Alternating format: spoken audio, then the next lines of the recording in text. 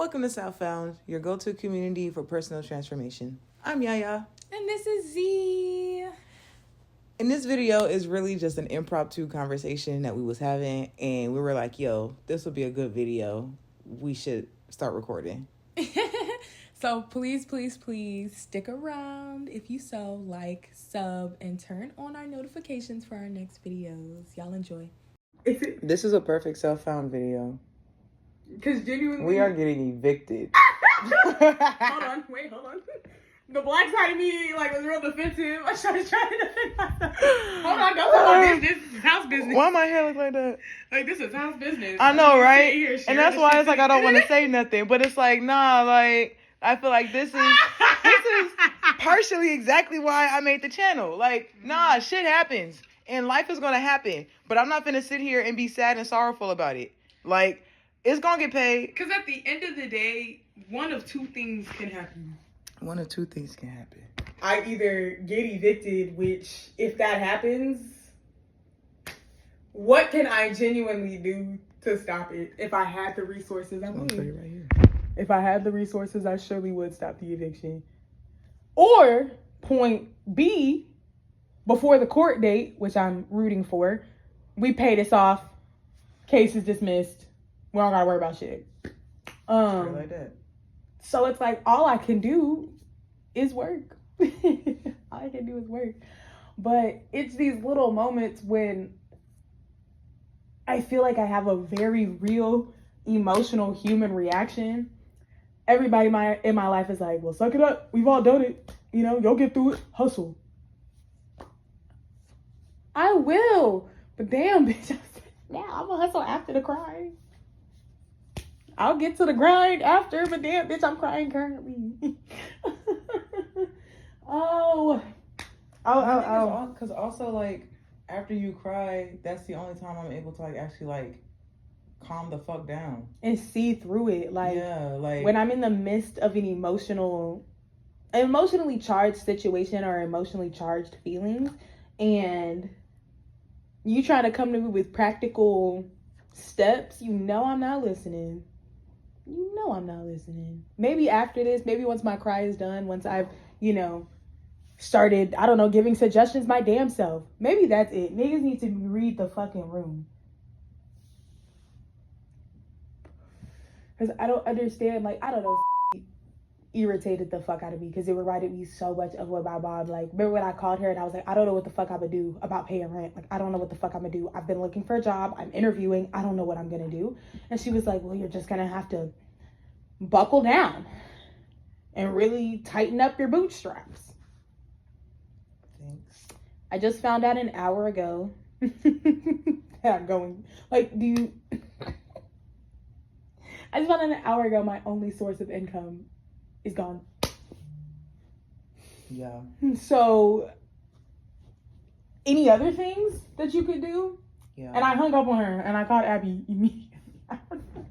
Hang up on you. Not in the mood. But I realize it's everyone. It's not just, maybe it's not that it's everyone, but it feels like it's people that I would have never imagined. I think it's kind of like what you were saying. It's kind of like you've been through this or something similar. You've gone through what I'm going through. You think you would be empathetic because you've probably cried during the situation. You think you'd be a little bit nicer to a young G, but nah. Toughen up, buttercup. And I know, as a black community, that was probably told to my mom. And my mom also probably didn't have anybody, for real. She was the oldest. Everybody came to her. So, I know many of nights when my mom was crying by herself going through an eviction. When I was alone in my house. Hey, Mom, you thought you provide a little bit of support? Even if she would have just said, hey, I think you're going to be fine as long as you do what you need to do. All you can do is place it in God's hand. I would have even appreciate that type of response. Just some type of emotional something.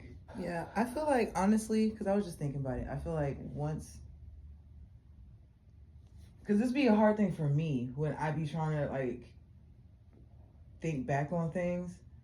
I feel like it's hard to remember, like, where I was, like, actually at in that moment. Because, like, I'm thinking back at it as of, like, who I am now. But it's, like, in the moment, I was fucked up. And I feel like,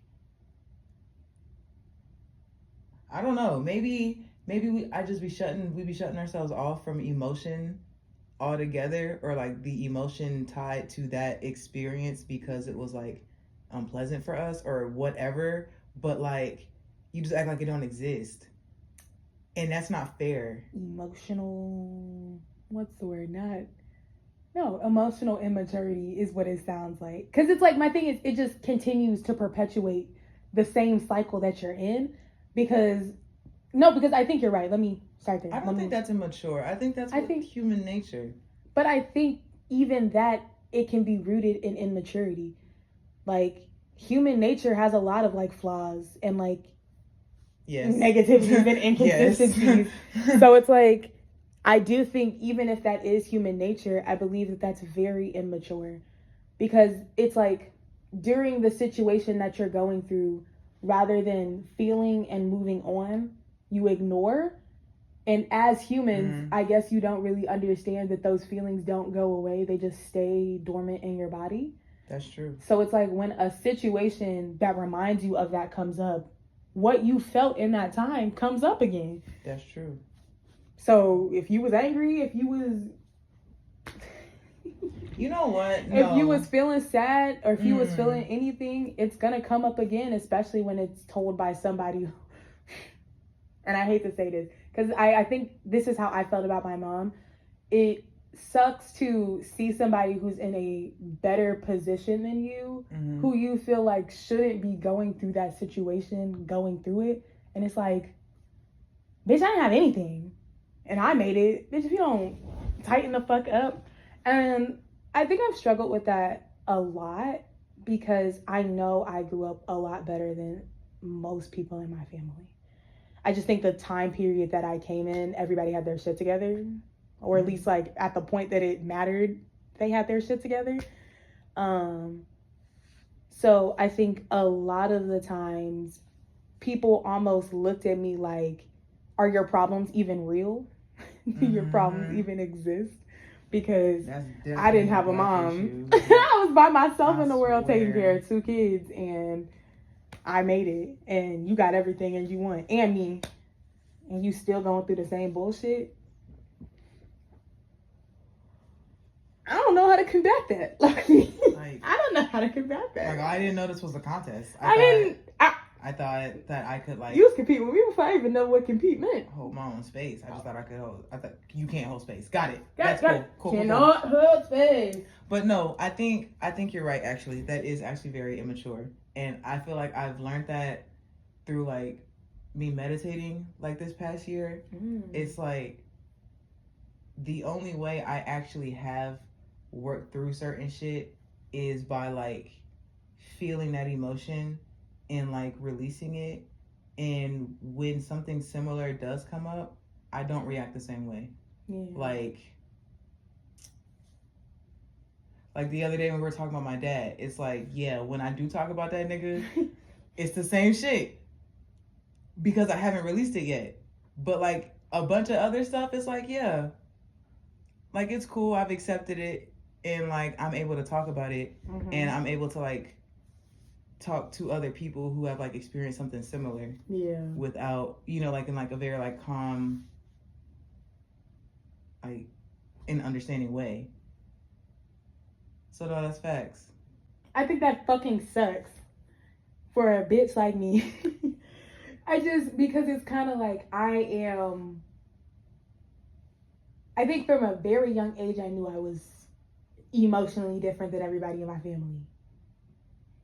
And I was like, damn, I'm just acting like a dumbass kid. Let me tighten up. I'm being sensitive as shit. And then as I grew up, I was like, well, I think I'm just sensitive. And then college hit, and I was like, oh, bitch, yeah, I'm sensitive. Like, I cry at the drop of a pen if you need me to. And it was like these floodgates open. Freshman year of college, I had been trying my very hardest to keep it all together. And I guess maybe it wasn't because I wasn't under my mom's like supervision or my family's supervision, but one of my friends, one of my dorm mates, she asked me something that I felt was real personal, but like, why wouldn't she ask me something personal? At this point, we've lived together for a while. She know me, I know her, we hang out. But she asked me something about my eating habit, and like nobody in my life had ever asked me no shit like that, for real. Like, and I bursted out crying, because bitch, what the fuck? And me and her cried for 2 hours. And it was from that point, the floodgates really, they was open and they continued to flow. And with that, I recognized my family is super emotionally unavailable. Yeah. Those gates have been closed for so long, bitch. I think it's rusted over. I don't even think the door's open anymore. So I'm talking to them about all this like lovey-dovey I'm feeling. And they'd been beat down by the world for so much. They like, girl, shut the hell up. Why are you Nobody, feeling? Nobody's trying to feel with you. I felt that. I've been there. You'll be all right. Yo, move the fuck one. And I remember when they told me you get 1 day to cry. And I was like, what if I need 2 days? And my mom said, no, you get 1 day. Okay. She's like, after that, you pick yourself up, you dust yourself off, and you handle your business. And I was like, what if it's like a really big something? Like, do you take a break? Because the thing is, I feel like that's a half truth. I do believe there's a point where you have to get up and because life move does on. go on, and so you have to go on. At the same time, you are allowed to feel however long you need to feel, however long it takes you to get over that feeling. Like, how long does it take for you to process something? If it takes me longer than a cry, I'm going to take longer than a cry. Mm-hmm.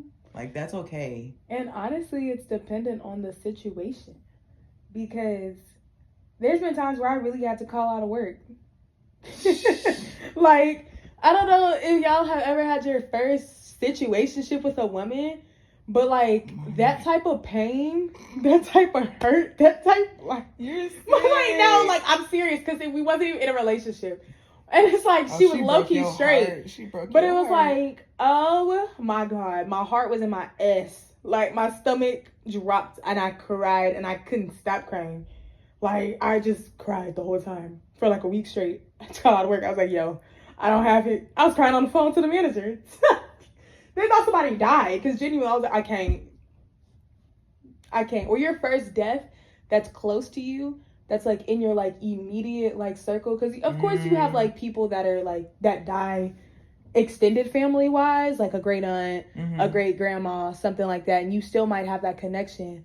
But wait until you have somebody you actually care about die. Don't you actually care about? No, because no, it but I feel is you, like, yeah. it's like you have an uncle die, you have an auntie like an die, intimate relationship like, with them. and it's like, I'm never gonna see that person again. I got out of work for a week because I found out while I was at work. My aunt called me like 7,000 times, and I was like, "What, nigga? What? I'm at work making money. What you want?" And she's like, "Daria, I need you to go outside." I was like, "Oh shit." Let me get serious. What's up with it? And she told me, and I literally fell to the floor and fell to my knees. My chef had to come and like pick me up and like take me to the back room because I was distraught. I was like, what the fuck do you mean? She was crying, I was crying, and they wouldn't let me get in my car because they were like, girl, you're crying. I don't think you can drive. And I was like, that's fair. But I feel like those moments, like, it really does depend on the moment to let you know how long it takes for you to grieve. Yeah. Because some situations hit people harder. And I think that's important too. Like, that's like, because I feel like people will excuse that because like, oh, you're grieving, but like, you can grieve anything. Like that little situationship, you was grieving the loss of that little girl. Of what could have been that relationship. Or whatever was going on in your head with her. And it's like the Lulu I had imagined. mhm. Like you could be sad about a job. Yeah, because you're grieving the future that you envisioned for yourself. Right. And like the life that you were planning. Mhm. Like you thought you was gonna be there tomorrow. Like you don't even know. That's a lot to go through. Yeah. It is. And then it's a domino effect that you have to like also conceptualize and then deal with in real life, in reality. Like there's, I don't know. It takes more than one cry, my nigga. Like It do. So but after all at of this that, point, I think I'm done venting to people outside of you and my two people. No, because niggas really do not know how to hold emotional space. Why are you so uncomfortable? Like, why are you so uncomfortable right now? Like, damn, you can't be around me crying. I'm sad. Pat me on the back or something. I mean, you gotta make sure, yeah, you got the right people in your community. For sure. But like we said earlier, it feels like it's human nature. Well, yeah. When you're going through something like traumatic, you turn off your feelings. And of course, I know I can and I have met like-minded people that have gone through the necessary healing therapy to make sure that they're addressing all of their feelings and have addressed all of their feelings from the past. Those are not the people around me right now. But that's what I'm saying. That's what you need. So those would be the people that you need to find in your community. No, for sure. But even that feels like the same thing that I'm talking about. Like something like an action item that I have to do later on. Like I know and I want to find that in my community. But that is not what I have right now. You're right. Sucks. I'm done talking. No, I'm sorry. Because I just want to talk shit about like I just did it. shit. Like, Okay, well, we're not gonna do that. We're not gonna name names. I would like to. That's why I said I don't want to talk no more. Like, okay. Well, I wanted to say though, I wanted to like end the point though, because I feel like after that, like, because like we started the video, we're going through an eviction. Like, like we're going through like real life shit currently, and I want to explain the mindset that we're in, and like also, I guess why. Because it's like, truly, I'm at peace. Because at the end of the day, like I said at the beginning, there's only two options. We either leave in this motherfucker or we don't. All I can do is do what I need to do. Deadass. I go to work. I make my money. Hopefully it's enough by the time the court date comes. And either way, I'm at peace with it. Like, and it's like, yeah, I felt out the feelings of fear. Yeah. Like, we bought the boxes. We've cried the nights. I tried to leave. We've tried to leave. I'm not gonna talk about it. Anyway, like we've gone through all of the emotions, and it wasn't one cry. It wasn't one night. But like after all of that, I'm cool. I'm cool with it. And I feel like a lot of people, or let me say this, I feel like you have to let yourself get to the other side of that. And we don't give ourselves the space to get to the other side of that. I agree. That's it. I have to pee. Okay.